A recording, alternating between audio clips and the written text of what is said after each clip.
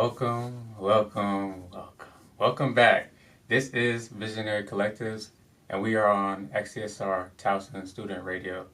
And today, man, we have a very, very special guest with us, straight from the TU Economics Society here at Towson University. We have Alexander Edmond.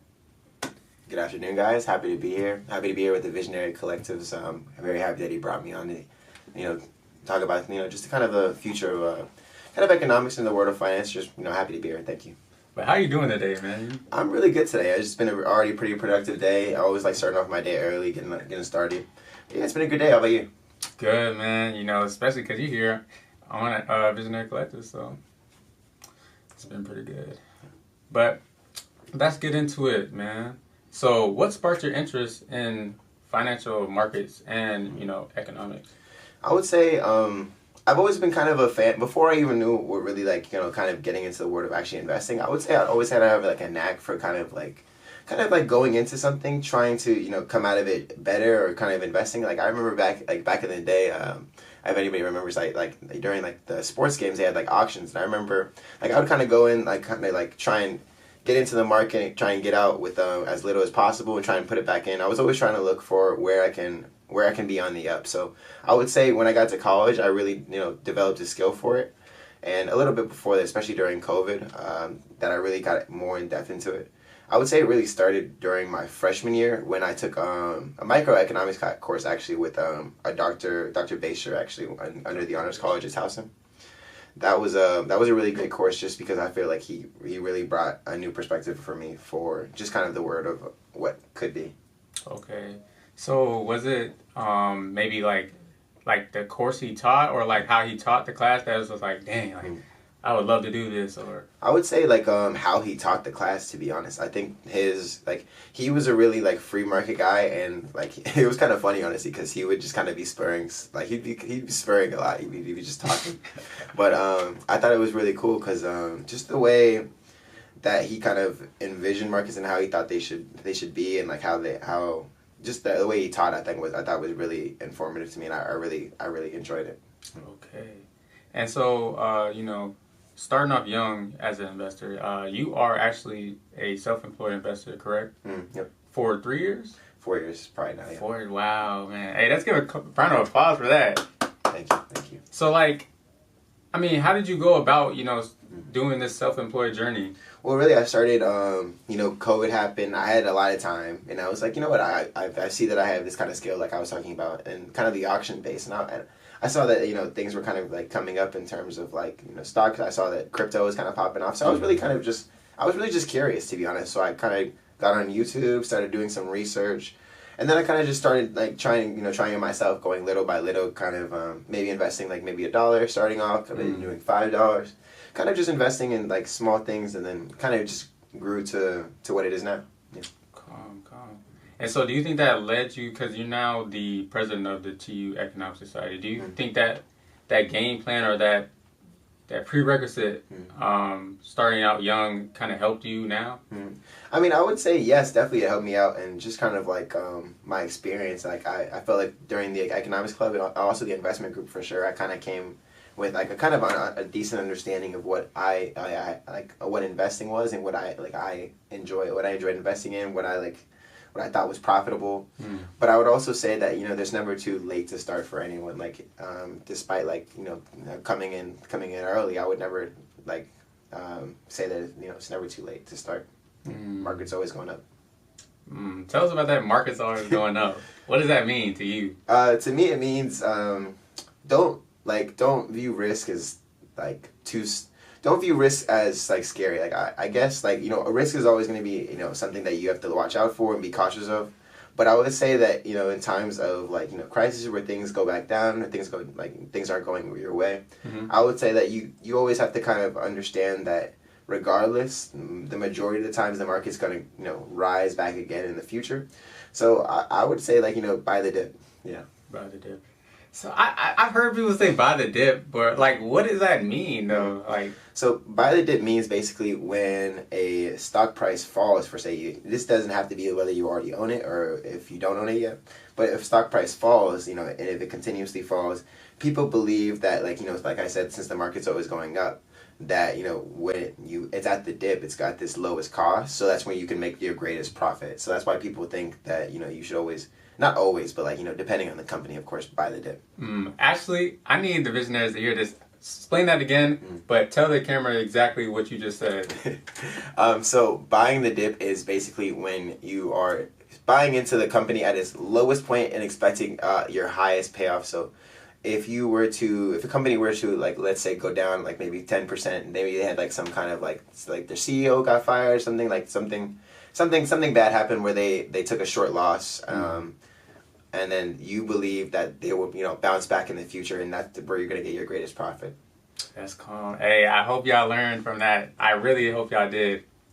But so you talked about TU Investment Group and TU Economics Society. So actually, I was at the TU Investment Group's first investment gala. So, and you were there alongside many others. So what was your role there? I would say my role was to kind of facilitate the equity research program presentations. I give a lot of credit to Alex Burke for kind of just the organization of the entire event, but my objective personally was kind of just to make sure that the equity research reports were like ready, and they were kind of like our goal was because we had already been doing like these kind of equity research reports throughout the semester and throughout past semesters, and we always ended with like a kind of like a presentation of sorts where we'd have like everybody kind of come in and listen to it, and we wanted to do it on a larger platform. So we were like, let's how can we do this? And we kind of let Alex Burke, like he cooked it all up. He brought the armory in. Him and Andrew, they were doing a great job kind of organizing it, and also Karina. But yeah, it was a great gala. I was really happy to see all the faces there. We got a lot of people, a lot of our regulars, and we also brought some professionals in the field that we thought were pretty helpful, kind of just to evaluate the work we've been doing. And so, like, before the meeting, there's actually like I seen there was food set up alongside the tables. There were a bunch of professionals there. You had your are they researchers, like the investors? They were like the professional portfolios. When they were presenting their portfolios, they're like researchers basically. Well, our equity research our equity research program actually. So each of the students get to choose their own company of sorts. So they get to do their own research. So we start off with, it's like an 8 or 9 week process throughout the semester where we kind of just allow them to do their own equity research report and find out if the company they like or they choose is actually profitable. So we kind of just do it by step, give kind of like different objectives of every week. And then so we'll say like in the first week we'll do like what does your company do? What's your company description? Like, what do they sell? Where do they sell it? Like, are they global? Are they small? Like, what kind of space do they operate in? And we'll kind of just keep going on, kind of adding in some like ratios. We'll add in like kind of a lot of financial analysis and kind of just getting a basic overview of what their company does and seeing if they actually think it's profitable. Got you. Hey, enough about like all the other clubs. Let's talk about your club. Let's talk about the TU Economics Society, right? So, hey, we really do got a big shot here today, man. Because, like, this guy, I don't know how he had got, like, the connections to go to, you facilitated actually a trip to go to the International Monetary Fund and the World Bank. I don't know if anybody knows, but these are, very big companies, and they're doing great things in, the United States. So, can you tell us, how did you get those connections to go? And I'll start off LinkedIn. LinkedIn is my favorite tool, to be honest. Like, over the summer, I had an internship actually at M&T Bank, and I had some free time, honestly, because during an internship, like, you're not always busy. Like, you're kind of doing some busy work, and then you always have some time to yourself, I feel like. But I spent a lot of time just kind of reaching out to people. Like, I would just go on LinkedIn, look up people who went to my school, people in my area, and I would just kind of reach out to people. I was always interested in kind of getting out there, kind of opening that space, and I feel like a lot of people are kind of shy to do that, but once you get that premium, like, you got to make that $50 worth it. So I got on there. I was just shooting out messages left and right, trying to get people in the field that I was like in the space that I was interested in, and I reached out to them, just kind of trying to get their perspective and seeing what they did in the career and how they got to where they are. And so, like, how did your students take that experience? They really enjoyed it actually. They thought it was we had about like 8 or 9 students. So Okay. and it actually almost fell through unfortunately because just because of some mishaps. But we actually ended up going through because of our an alumni from Towson actually, Tom Dowling, who I had reached out to during the summer and had him come to speak to a guest speaker, and he helped us out kind of throughout the whole process and kind of just kind of walking us through what the conference was, because he had originally invited me, and I thought it was a great idea just to bring it and share that with the rest of the club. Hey, shout out to Tom, man. Shout out to Tom. Shout out to Tom. And so, a big milestone for you and the contributors actually of the 2025 edition of the Baltimore Business Review.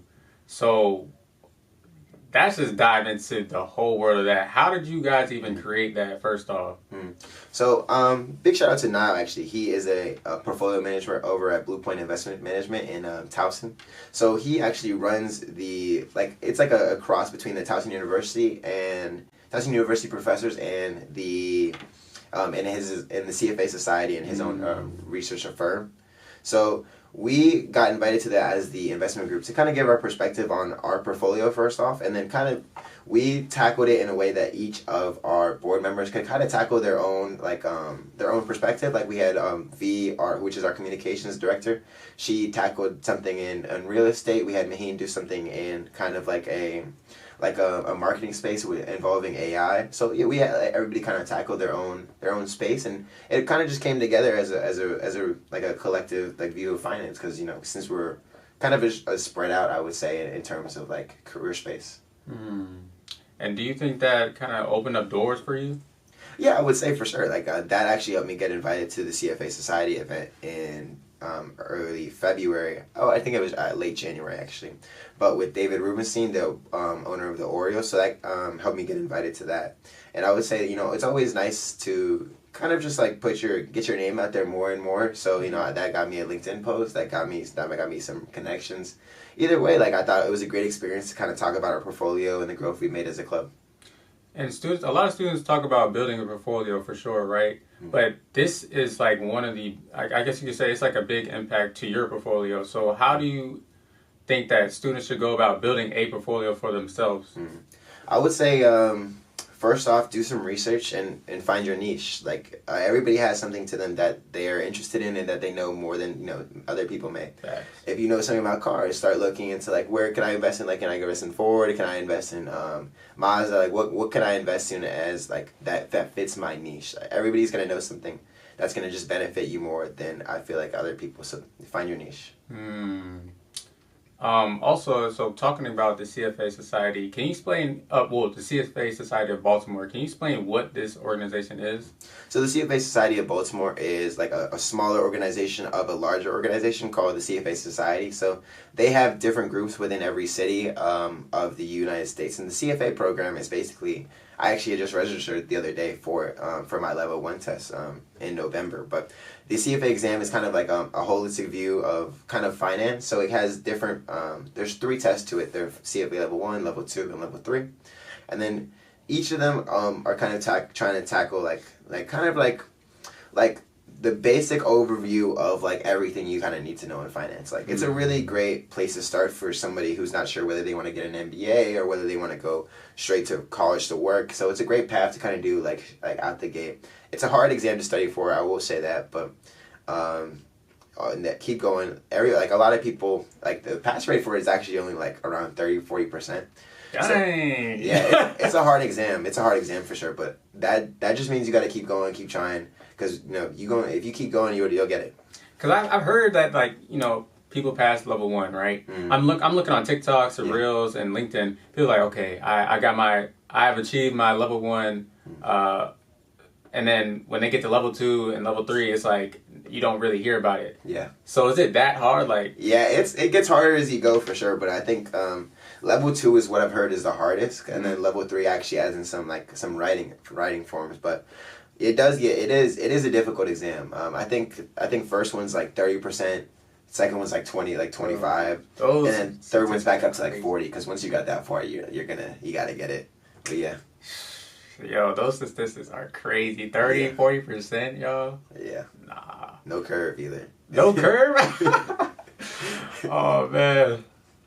But you actually are in Towson University's CBE program. If people don't know what CBE is, how can you explain it to them? Well, CB, first of all, our College of Business and Economics here at Towson University. So I would say our College of Business Economics is a school kind of like, we're on the up right now. We're trying to, I feel like we're trying to develop everywhere around campus for sure. Yeah. Recently, we had like we had the biggest freshman camp bring about on last year, I believe it was. I heard. So we're always trying to trying to include, trying to improve. But I would say that Towson is a school of a lot of people who are very motivated, but not. I feel like it's kind of overlooked sometimes, just kind of because of the name. It's not like a big name outside of Maryland, I would say, but I feel like it's a great place to kind of get your foot wet, and for a great price too, to be honest. Hey man, shout out to me because I'm in CBE too. Yeah. Like people don't know, I literally have a minor in business, so I'm in that CBE society, man. So yeah, you do it don't right sleep now. on your boy. Working. But how has CBE contributed to you? Because I know that a lot of people, I guess, downplay Towson University because it's a state school or whatever. But has the CBE program really helped you build your skills and resources, especially responding to incentives? Yeah, absolutely, absolutely.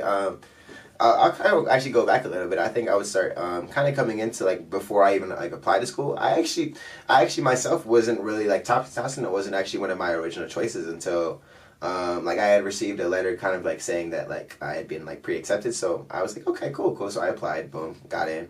And then I ended up actually picking it. And I actually came to love Towson. I think the experiences I've gained here were really like none other. I feel like. I had a great time kind of just developing my skills, meeting people. All the friends and experiences I've had throughout the way have all been a large part of why I feel like I've succeeded, especially including the teachers and professors. Them connections with your teachers, they're gonna really do it for you, especially in the long run, man. I'll tell you that much. And then so actually we're gonna shift a little bit. So I know everybody knows the Alex that's on LinkedIn or the business side of Alex, but they don't really know who Alex is. So we're gonna go into a segment which is the global perspective and cultural experiences that you've actually have. So they don't know, but you've studied in Spain and explored the Mediterranean basin. So how did those experiences shape your approach to life, as well as economics and leadership?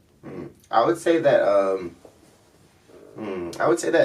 my trips outside of the U.S. just recently I actually went to Japan. I feel like all of my trips kind of brought me a different perspective to just kind of to the history, even not even more specific to economics. I would say it just gave me a better worldview, kind of seeing the history outside that other cultures would have, because when I come back here I realize that we really haven't been there that long, honestly, compared to other countries.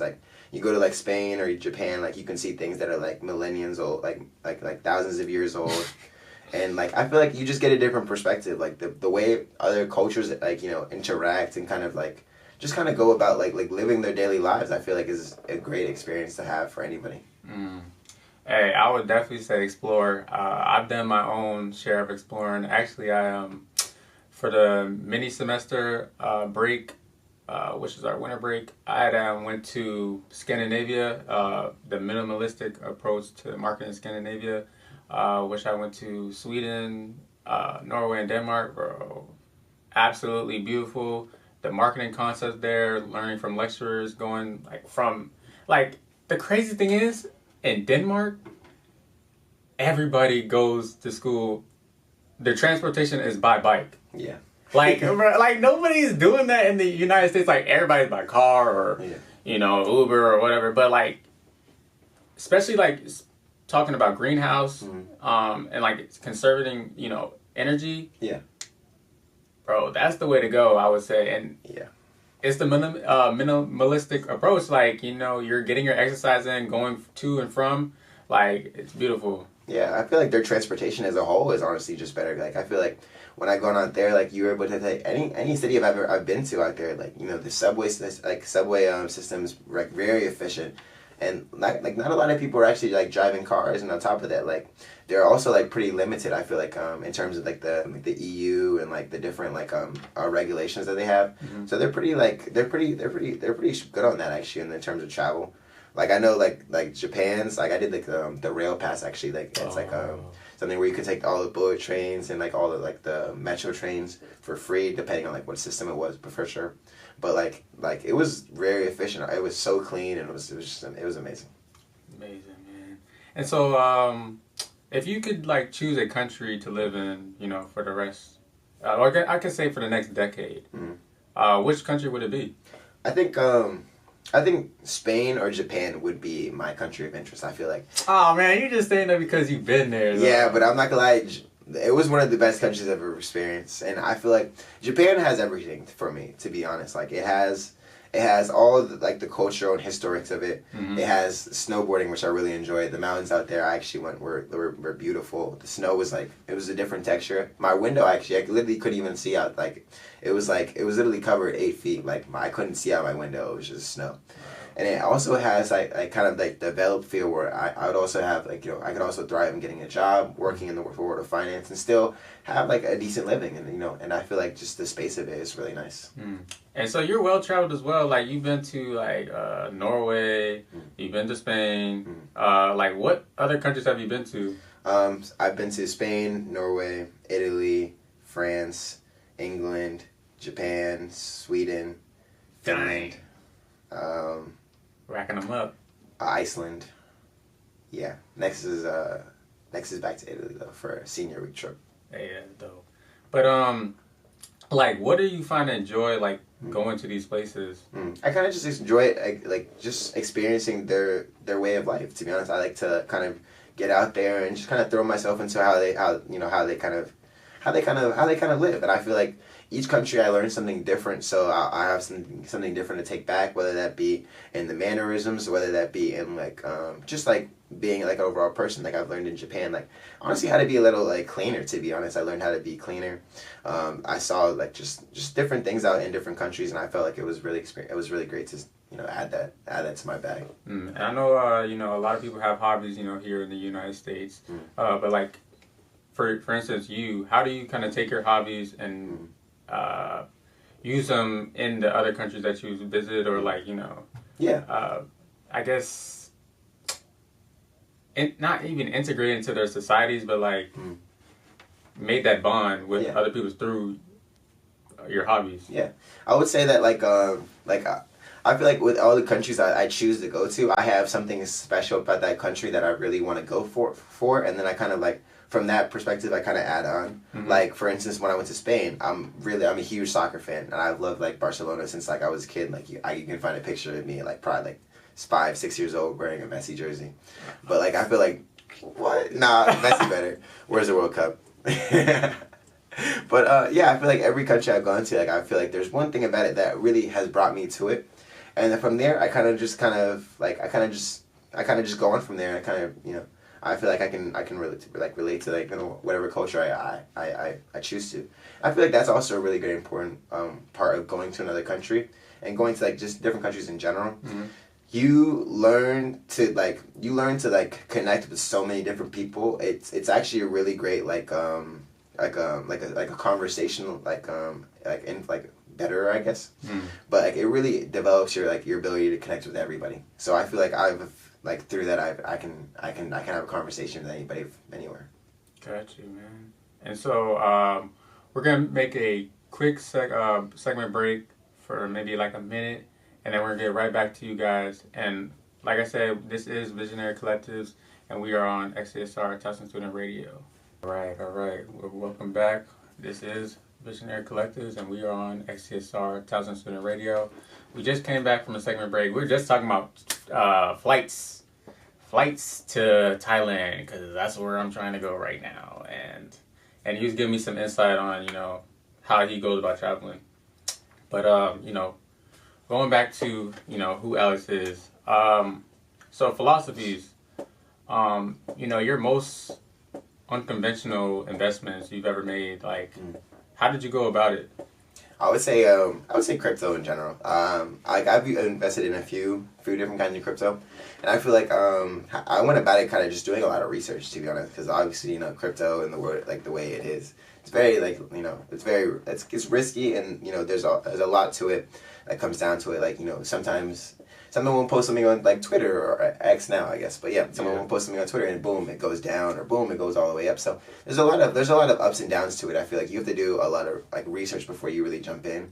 Otherwise you're gonna end up in a hole. But I feel like me personally, I just chose to do a lot of research. All right, so cool. So look, we got stocks, we got mutual funds, and we have what's the last one? I'm literally blanking. Crypto. Which one would you kind of use for the rest of your life? Long term, stocks and real estate, always. If you have the chance to invest in real estate, do it, because that market is always rising. That market would never be down, other than if we have another crisis. But either way, in the future, it'll always be up, especially stocks. You'll never go wrong if you're a beginner investor just kind of investing into the S&P 500. Of course. That's just kind of breakaway there. And like I said earlier, you can kind of find your niche. Like if you're interested in tech, you can look into NASDAQ, basically a compilation of tech stocks. So you can kind of go from there and find your niche from one of the general indexes or indices. And then kind of just go from there and find which companies you really enjoy or really think are worth investing in. Talking about investments, so I actually opened up a Roth IRA account with Fidelity. Yeah, that's what I felt like it was time. I'm about to turn 20 in March. I feel like it's time to start saving. For long-term game. Playing for the long-term game, and just having that money saved. I feel like it's the best option right now, especially how the economy is going. Yeah, but do you have a Roth IRA? Yeah, I got it all. So if you're starting off, open a Roth first off. Then first off, before you get to the Roth, I would say everybody needs like a little like emergency savings before you get to the Roth. I feel like that's pretty key, actually. Yeah. Roth for your future for sure, and then invest into a brokerage account, and then from there kind of go into what you things you might need. Brokerage account and Roth are for sure the necessities. I feel like because the Roth will grow as you get older. It's like your retirement account essentially. And Roth versus SEP, I feel like it really depends on your perspective on what you think you'll be doing in the future. But yeah, and then I would say that if you're like interested in maybe getting a grad degree, I would say maybe open I think it's an 829 plan. Yeah, the education plan, because I feel like that's actually pretty helpful. I opened one earlier in like high school actually. And then I can kind of be able to use that to pay. There's kind of some tax benefits to it, which are pretty helpful. And then if you don't use all of it, you can apply it to your master's degree. You can apply it to any further education you do. And if you don't even use that, it can roll over to your children. So those are all good. Those are all good. Hey man, you hear the man? Hey, listen. I'm telling you, listen. But your goals and your visionary projects, right? So you were a lead presenter for the 2024 College Fed Challenge competition. So what excited you most about that opportunity? I would say, the professor first came to me because the presentation, the entire process took about 2-3 months. She reached out to me during the late spring semester or early summer, kind of just reaching out to me about the challenge because she had done this. She had just transferred from another university as a professor, and she did the presentation actually with the other college with a different group, and she was interested in bringing it to Towson. And when she told me about it, I was like, yeah, this is a great experience, honestly. And for those who don't know, like the College Fed Challenge is basically where you and like a team of 4 other people kind of work together to work as like the Federal Reserve Board in a way, kind of estimating what you guys think the interest rate should be for the next meeting. So the Federal Reserve, just go a little bit back. The Federal Reserve is what the organization that kind of controls our money supply and kind of operates in a way that like they mandate where we should be and what they think we should do in terms of the money supply. So it was a great experience for me, to be honest. And working with the people in my group, they were all amazing. We worked day and night kind of to get that presentation through. And especially like, a lot of the large universities, they have like teams of like 20, 25, but like there'll be like a lot of like background researchers. it was just us five and like maybe like a couple others sometimes, but like it was a great experience for me, honestly. You got a lot of real world experience just working, and in a way that you don't really get to work in your classes. Like you're working with real world data and current times, where you don't really get to do. Like a lot of times when you're doing it, you're looking at past things, you're looking at like history, but like this was a real good experience, like a real world like current events kind of thing. And talking about, group work, especially, going into your career path and job field, the management and leadership and, doing this competition, do you think it kind of elevated you? I would say it definitely elevated my knowledge of the current field. In terms of as a leader, I would say that yes, for sure. It helped me work like throughout the group, but I wouldn't say that like our group was like we were really dictating. I wasn't really dictating anything in our group. I feel like we were all working like very hard, doing our own research on the sections we had, and it was obviously like it was very cooperative. Like we would work together on everything we needed. If somebody needed help in one subject that that they weren't good at, they would switch it off. Like there's a theory in economics. It's called the comparative advantage. It's basically I know all about that one. Oh. In simple terms, it's like doing what you do best and leaving what you can't do to other people. And I feel like that was really important in it because it helped us do things a lot quicker because we could manage to, if I was really good at doing graphs, I would do all of those, and we had other presenters working on research, working on the writing, working on the presentation of it. So yeah, it was a really good experience to kind of yeah. So talking about, I actually took economics as well, micro and macro. So there is a graph, right? When you're studying economics in class, they show you a graph of the comparative supply and demand. No, I'm talking about the comparative advantage. Okay, yeah. The comparative advantage is like it's like a square box. Yeah. And then you kind of put what is it? Like you're comparing two different goods, right? But like, how does that turn over to real world? Like, can you really use that box? Yeah. Well, the box is kind of like a symbolic version of it. You really wouldn't use the box. I would say a lot of times you'd use the math interpretation of it. So it is very helpful in terms of kind of just estimating what you think might be good. It is kind of hard because there's a lot of things that come into it, obviously. So like let's say, like recently, like there are a lot of tariffs actually in action just because we feel like the U.S. is feeling like they're doing poorly in making steel, and I think it's like another metal of some sorts. But they put tariffs on those because they felt like those industries were weakening. Because a lot of the Chinese companies are actually able to produce it at a lot cheaper rate, so the companies have been kind of suffering. So it's a lot of things come into play in it in terms of the measuring of it, but I wouldn't say that the graph is really the key of it. It's the math behind it. The graph is just to kind of give you a good understanding of it. And so there's comparative and there's absolute advantage. Yeah. So do you think that like both coincide, or do you think like we can use both at the same time? Or well, you really can't, because if you have absolute advantage in one good versus like having the comparative advantage. Well, I have so many questions. Yeah. Well, so for the comparative advantage and absolute advantage, I feel like that would differ per good. So like let's say like you were better at making cars, and then somebody was like absolutely better at making like chips, like for like Taiwan for example. Let them make those chips. That's gonna be our best way to like kind of do that. Whatever like you really can like whatever you can thrive in, and it's gonna take you the least resources to do is what you should do. Hey, say it again for them. Whatever takes the least resources, least effort for the greatest reward, that's your goal. That's the key.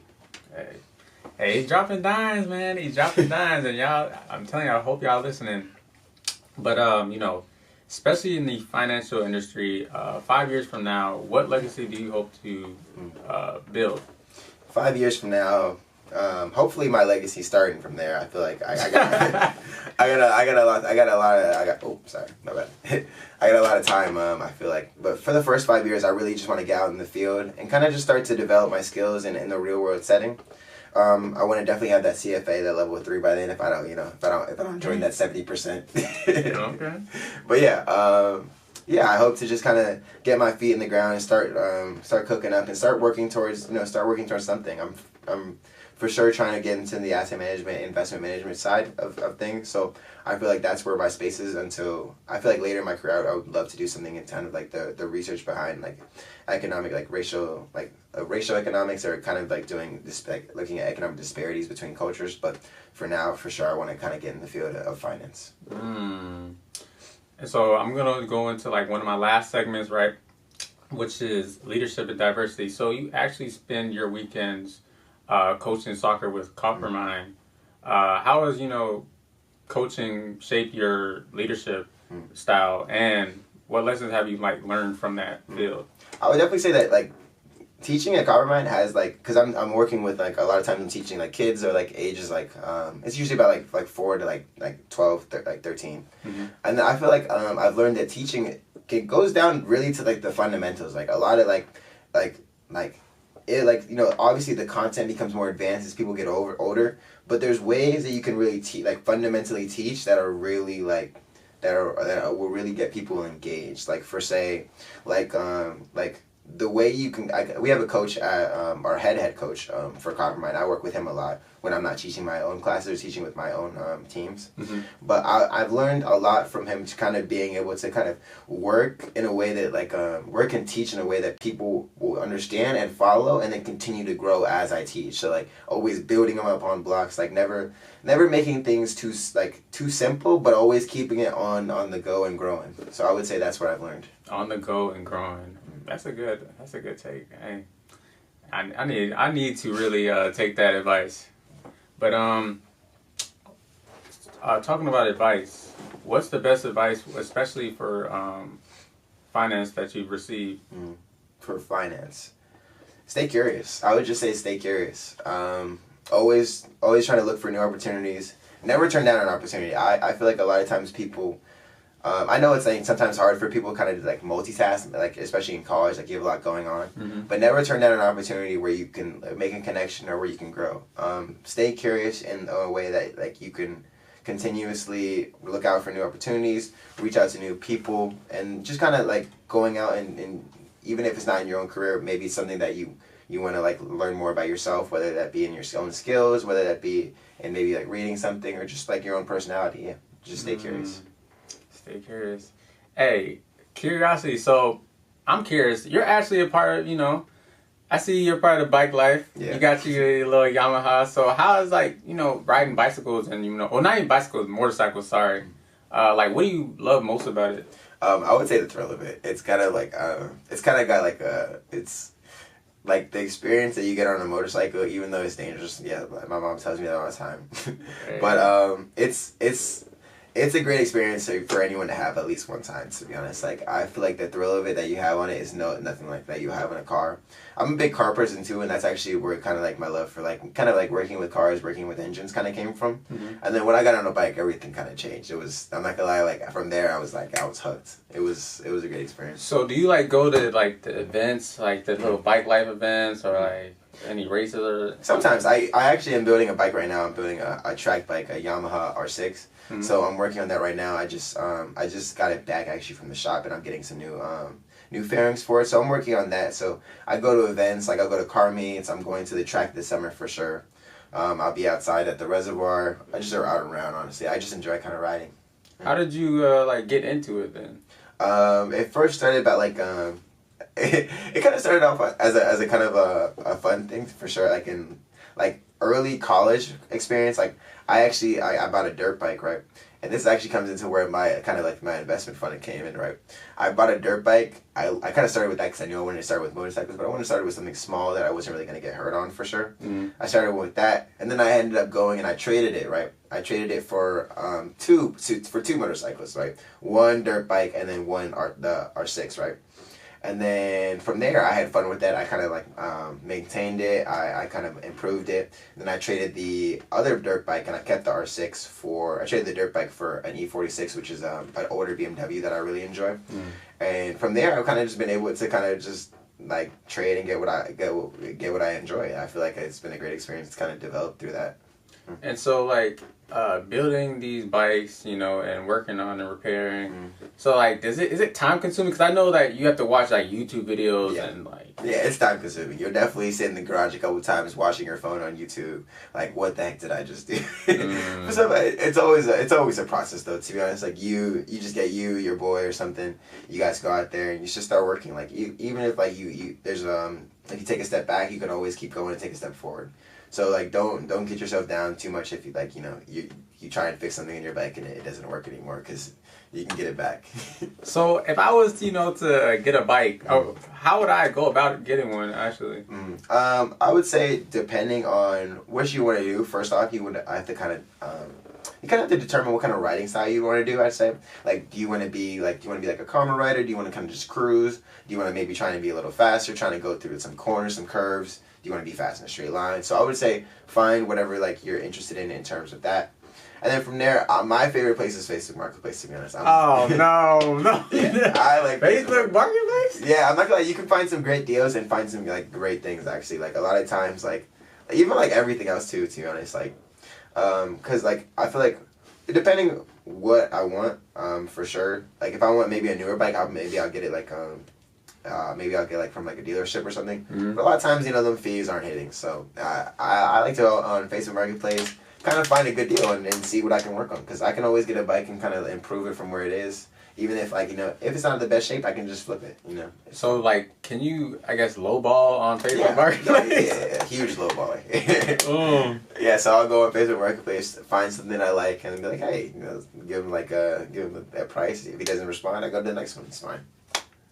Oh man, I gotta get on that Facebook Marketplace then, because like, I mean, if you buying it, straight off the lot from a dealership, is it, I guess, a different experience? Yeah, for sure. I would say it's a different experience. Like I would say, because Facebook Marketplace comes down a lot to yourself, whereas kind of in a dealership, you kind of have some kind of security. I feel like in terms of its condition, because a lot of times, but be wary of a dealership for sure, because what I'm saying, they're not on your side. They're a profit seeking business themselves. So I would say like you always have to be cautious on either side. Either if you're on Facebook Marketplace or if you're on a dealership, always do your own precautions. Make sure that you're getting the best deal and do your research regardless. Always. I never got into an acquisition without first researching the bike, researching its history, researching what how I can even like make it better, where it needs to be improved. But yeah. Okay. Yeah, that's cool, man. That's a cool hobby, man. I would love that, ride bikes. But hey, to each his own. Yeah. But going back to the cleanliness in Japan, so I know a lot of men, we're gonna talk about men. Like, how do you kind of upkeep yourself, make yourself presentable, especially like when you're doing these meetings and talks and like in terms of like you said at conferences or like other countries or well, especially in conferences for sure. I would say like